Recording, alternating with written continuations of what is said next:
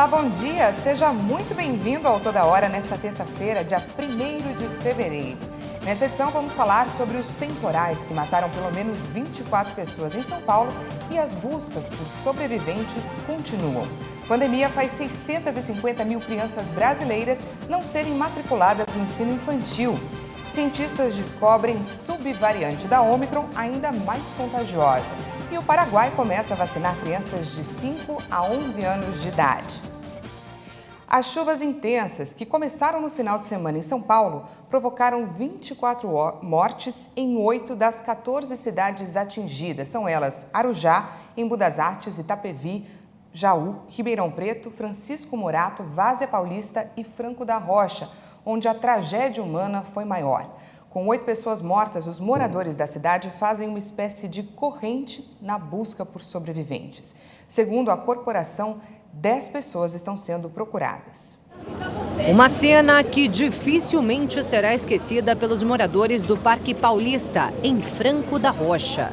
Foi um estralo muito rápido e já desceu tudo, os matos e uma fumaça branca. Isso aí foi na hora que a gente correu, que caiu os fios de energia no chão. Eu estava descalço, estava dando choque na pista. Foi muito feio. A pessoa pedindo socorro, o carro por cima de pessoa, desastre. Destruição e mortes. Nossa. Meu Deus! Meu Deus, ai meu Deus! Assim que o deslizamento de terra aconteceu, este homem, que perdeu tudo na tragédia, não pensou 2 vezes. Arregaçou as mangas e foi em busca de vítimas. Antes que o bombeiro chegou, nós pôde resgatar 6 pessoas. 3 com vida e 3 a óbito. No momento que nós estávamos ali tirando as vidas, desceu mais barrancão. Aí veio o bombeiro, pediu para nós recolher, eu falei, não, chegou aqui nós primeiro, nós vamos estar ajudando vocês. Ele deixou, ele viu que nós estávamos ali para dar apoio, não para atrapalhar. O primeiro chamado chegou por volta das 7 horas da manhã de domingo. O Corpo de Bombeiros foi acionado por conta desse deslizamento de terra, que veio a atingir possivelmente de 4 a 5 casas. Alguns foram tirados dos escombros com vida e encaminhados a hospitais da região. Algumas com escoriações, algumas com fraturas, mas, graças a Deus, com vida. Dezenas de homens do Corpo de Bombeiros e voluntários ainda procuram por desaparecidos. Tem que ter força, porque tem muita gente ainda sumida aí dentro e a gente tem que procurar até o final, até acabar tudo. E enquanto as buscas continuam sem previsão de término, quem sobreviveu, porém perdeu tudo, faz um apelo. Só peço ajuda, né? Não só para mim, para todos nós, que a gente vai precisar ir muito. Por muito pouco, a Graziele conseguiu escapar. A sua casa está ali embaixo, nessa viela. Quase ela foi atingida.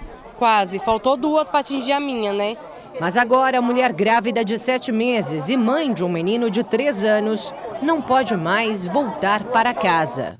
Meu filho de 3 anos fica perguntando o que está acontecendo. E são várias as famílias que vivem o mesmo drama.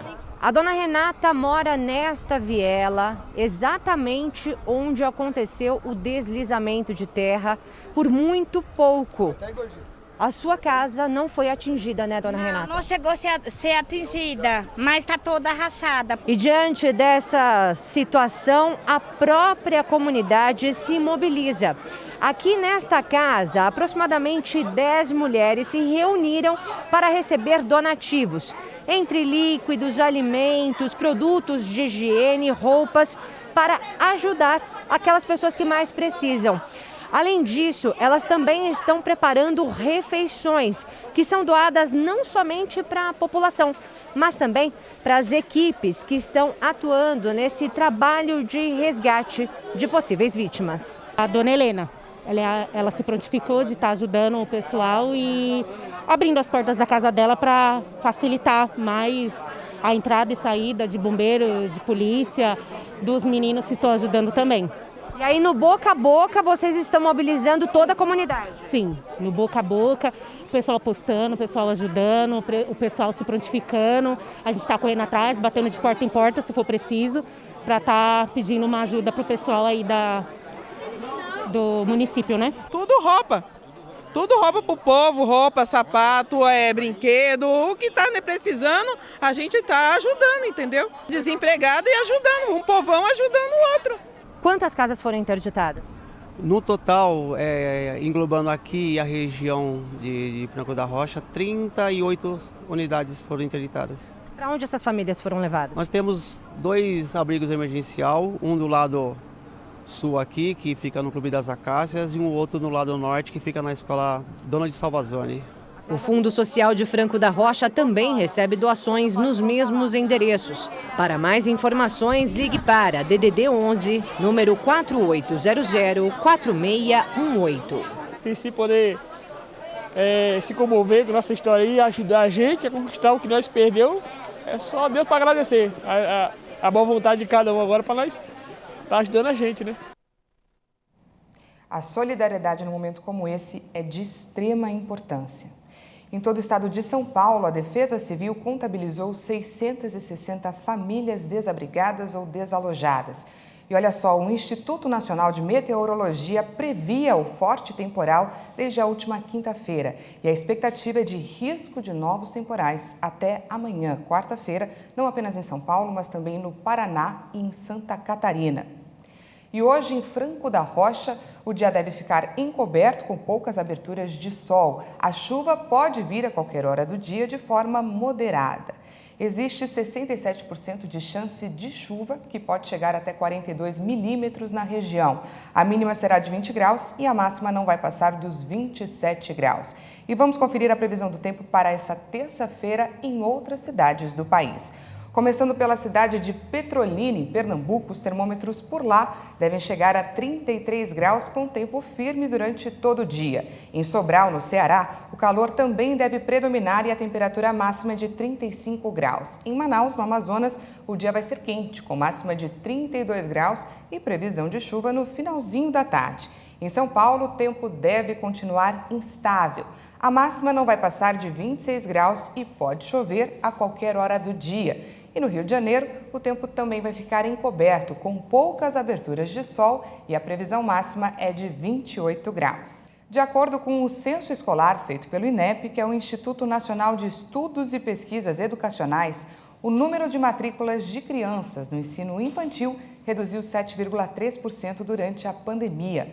São 653 mil crianças a menos no ensino infantil entre 2019 e 2021. É a primeira vez desde 2005 que o país tem uma pontuação tão negativa nessa etapa de ensino. A rede privada foi a maior responsável por essa redução, 21,6% nas creches e 25,6% na pré-escola, entre 2019 e 2021. Na rede pública, a queda foi de 2,3% nas creches e 0,1% na pré-escola nesses 2 anos de pandemia. Mesmo com a pandemia da Covid em curso, o Brasil conseguiu criar no ano passado 2.700.000 postos de trabalho com carteira assinada. De acordo com dados do Cadastro Geral de Empregados e Desempregados, o setor de serviços foi o responsável pela maioria das vagas formais de trabalho. O setor de serviços foi o que mais empregou ao longo de 2021, segundo informado pelo Ministério do Trabalho nesta segunda-feira, um saldo positivo de 1.226.000 novos postos de trabalho com carteira assinada. Já o comércio, só no mês de dezembro, criou 9.000 empregos, acumulando mais de 600.000 vagas com carteira assinada. Destaque para supermercados, que criaram 43.128 postos. Segundo o Ministério do Trabalho, o ano de 2021 foi encerrado com um saldo positivo de 2.730.000 novas vagas de emprego. Todos os estados mais criaram oportunidades formais do que demitiram. Destaque para São Paulo, Minas Gerais e Rio de Janeiro. O governo federal está aguardando que os parlamentares apresentem no Congresso Nacional uma proposta que permita que o presidente Jair Bolsonaro reduza os impostos sobre a gasolina, óleo diesel e o gás de cozinha. Bolsonaro afirmou que, se a permissão for concedida pelo Congresso, irá zerar o valor do PIS e COFINS. O preço destes 2 impostos no litro do diesel, por exemplo, está na ordem de 33 centavos. E o Fundo Monetário Internacional fez um alerta aos países da América Latina e do Caribe para o risco dessas regiões enfrentarem problemas com suas populações, por causa, é claro, do impacto da pandemia nas economias. Analistas do Fundo Monetário Internacional avaliam que os países da América Latina e Caribe enfrentam um risco de mal-estar social pelo impacto da pandemia em suas já estagnadas economias. Para o FMI, é fundamental que os países da região garantam um crescimento que considere as desigualdades. O fundo ressalta que, com um calendário eleitoral intenso que se aproxima, o mal-estar social continua sendo um risco importante. Os técnicos do FMI também afirmaram que a busca de políticas para reativar a expansão econômica com ênfase na inclusão social deverá ser acompanhada pelo combate à inflação. O ano de 2021 foi marcado pelo forte aumento dos preços na região. O relatório é assinado pelo ex-presidente do Banco Central do Brasil, Ilan Goldfein, que assumiu este mês como diretor do Departamento das Américas do FMI. A Rússia e os Estados Unidos se enfrentaram nesta segunda-feira no Conselho de Segurança das Nações Unidas. Após a tensa reunião, os Estados Unidos prepararam um pacote de sanções específicas contra membros da elite russa e suas famílias, caso o país invada a Ucrânia. A Rússia e os Estados Unidos se enfrentaram nesta segunda-feira no Conselho de Segurança das Nações Unidas devido à concentração de tropas russas na fronteira com a Ucrânia. Diante da escalada das tensões, os Estados Unidos afirmaram que estão dispostos a desmentir o que consideram desinformação de Moscou. A reunião convocada pelos Estados Unidos ocorre diante do crescente medo de uma invasão iminente da Rússia na Ucrânia, apesar do Kremlin negar energicamente. Em um comunicado publicado após o início do encontro, o presidente americano Joe Biden alertou a Rússia de que um abandono da via diplomática terá consequências severas. Já a Rússia tentou impedir que os 15 membros do Conselho dessem sinal verde à reunião, com acusações do embaixador russo na ONU, Vassily Nebenzia, de que os Estados Unidos tentam gerar histeria. O governo americano prepara um pacote de sanções específicas contra membros da elite russa e suas famílias, a serem aplicados caso a Rússia ataque a Ucrânia. A informação foi revelada nesta segunda-feira pela porta-voz da Casa Branca, Jen Psaki. E a Rússia afirmou que não recuará diante das ameaças de sanções dos Estados Unidos. A afirmação veio horas antes da conversa telefônica prevista para essa terça-feira entre os chefes da diplomacia das duas potências. E o primeiro-ministro britânico, Boris Johnson, disse ao parlamento lamentar as inúmeras festas realizadas na sede do governo durante os confinamentos impostos pela pandemia da Covid-19. Mais cedo, o premier recebeu uma versão reduzida de um relatório interno sobre as 16 celebrações realizadas em Downing Street em 2020 e 2021, mesmo com medidas restritivas em vigor.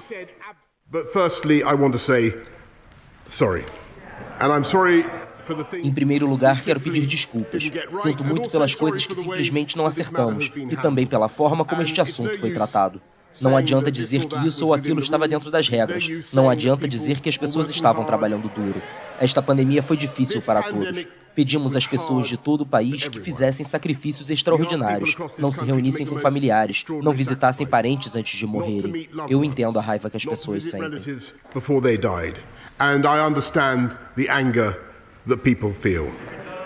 O relatório apontou falhas de liderança e de julgamento no gabinete do premier, sem detalhar quem organizou e participou das celebrações. O texto é vago sobre os eventos, já que 12 encontros são investigados pela polícia, que pediu menção mínima para evitar interferências. A oposição insiste na renúncia do primeiro-ministro, acusando Johnson de mentir quando negou que houve festas. Ameaçado por uma possível moção de censura, o premier pediu para aguardar as conclusões da polícia, o que pode demorar semanas ou meses. E você vai ver a seguir, Rio de Janeiro interrompe mais uma vez a vacinação infantil por falta de doses. E o nosso vizinho Paraguai começou a vacinar crianças de 5 a 11 anos de idade. Nós voltamos já.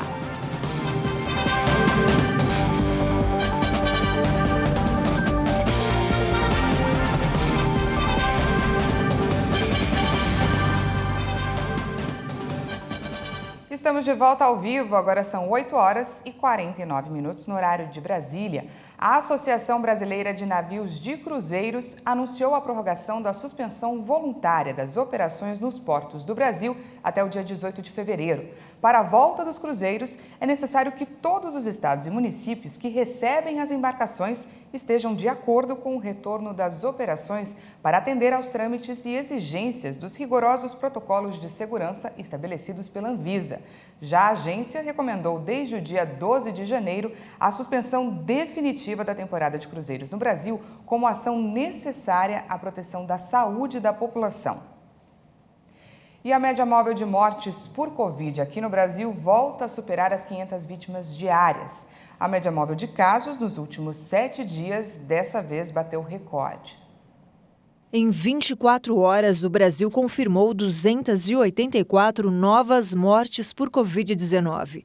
São 627.138 vítimas da doença no país desde o início da pandemia.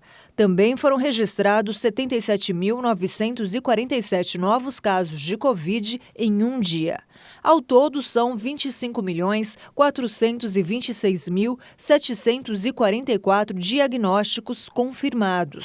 A média móvel de mortes está em 540 vítimas diárias. Apresenta tendência de alta, com um aumento de 253%. A média móvel de casos apontou 185.593 registros por dia. O número também indica tendência de alta e esse aumento é de 174%. No cenário da evolução da doença por regiões, hoje, 23 unidades da federação indicaram alta. Alagoas, Amapá, Amazonas, Bahia, Ceará, Distrito Federal, Espírito Santo, Goiás, Maranhão, Mato Grosso do Sul, Minas Gerais, Paraíba, Paraná, Pernambuco, Piauí, Rio de Janeiro, Rio Grande do Norte, Rio Grande do Sul, Roraima, Santa Catarina, São Paulo e Sergipe. 3 estados apresentaram estabilidade: Acre, Pará e Rondônia, e somente um estado apontou queda: Tocantins. O governo federal informou que a vacina contra a Covid da Pfizer foi a mais usada desde agosto de 2021. Até 29 de janeiro, a Pfizer representava 83% das vacinas usadas no mês. A Coronavac foi a segunda mais utilizada, em 10% das aplicações. Isso ocorreu porque são os únicos imunizantes permitidos em crianças e adolescentes que passaram a ser vacinados no dia 14 de janeiro. A vacina da Pfizer representou 39% das aplicações no acumulado desde o começo da vacinação, em janeiro de 2021. A AstraZeneca foi usada 34% das vezes, seguida pela Coronavac, com 25%, e Janssen, com 2%. A Coronavac foi o principal imunizante nos 4 primeiros meses da campanha. Depois, a AstraZeneca passou a ser a vacina mais aplicada por 3 meses, de maio a julho. Os dados constam da plataforma Localiza SUS. Para 2022, o Ministério da Saúde afirmou que disponibilizará 354 milhões de doses. Desse montante, 134 milhões são vacinas compradas em 2021 e remanejadas para este ano. Além disso, serão adquiridas mais 120 milhões de doses da AstraZeneca e 100 milhões da Pfizer. O custo dessa compra é estimado em 11 bilhões de reais. E por falar em vacina, o Brasil já aplicou mais de 362.503.000 doses de vacinas contra a Covid. Vamos ao nosso vacinômetro. Segundo o Ministério da Saúde e as secretarias estaduais de saúde, mais de 165.303.000 pessoas tomaram a primeira dose. Isso representa 77,49% da população, enquanto 149.931.000 brasileiros tomaram a segunda dose, que equivale a 70,29% da população. E a dose de reforço já foi aplicada em 47.268.000 pessoas, 22,16% dos brasileiros. E mais de 3 milhões de brasileirinhos, de crianças de 5 a 11 anos de idade, tomaram a primeira dose da vacina contra a Covid. E a vacinação de crianças contra a Covid voltou a ser interrompida no município do Rio de Janeiro. A prefeitura avisou que as doses pediátricas tinham acabado e que dependia de uma nova remessa do Ministério da Saúde. O calendário parou na vez dos meninos de 7 anos. Não há previsão ainda para a retomada da campanha. O Ministério da Saúde disse que já distribuiu mais de 491 mil doses de vacinas pediátricas para a Covid para o Rio de Janeiro e acrescentou que nos próximos dias, cerca de 400 mil doses serão enviadas para o estado, que é responsável então pela distribuição aos municípios.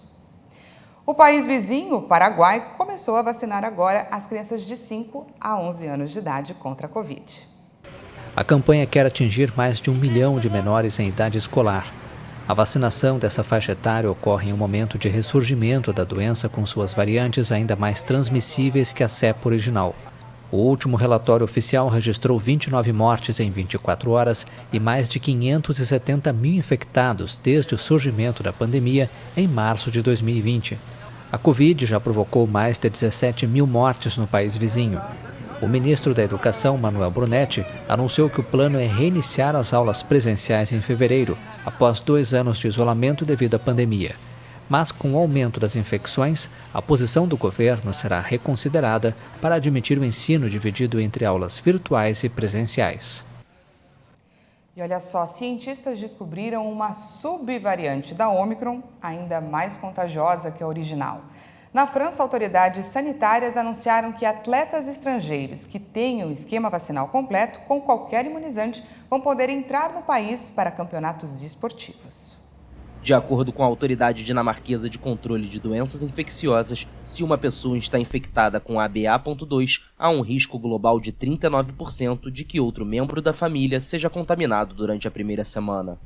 No caso de positivo para a BA.1, o risco cai para 29%. Na França, o governo anunciou nesta segunda que atletas estrangeiros poderão competir no país se apresentarem um esquema completo de vacinação com qualquer imunizante existente. O Ministério do Esporte ressaltou que também vai ser obrigatório que respeitem um rigoroso protocolo de bolha sanitária. As regras se aplicam ao Grand Slam de Judô em Paris, às partidas do torneio Nations de rugby e também aos Jogos Internacionais de Futebol. Após a expulsão do tenista número 1 do mundo Novak Djokovic da Austrália por não ter sido vacinado, o governo francês especificou que todos os atletas que viajassem à França para competir deveriam estar imunizados. Essa edição fica por aqui. Mais uma vez eu agradeço a sua companhia. Às 10 horas tem mais informações com a Patrícia Belenic e à 1 da tarde eu volto com ela. Não perca!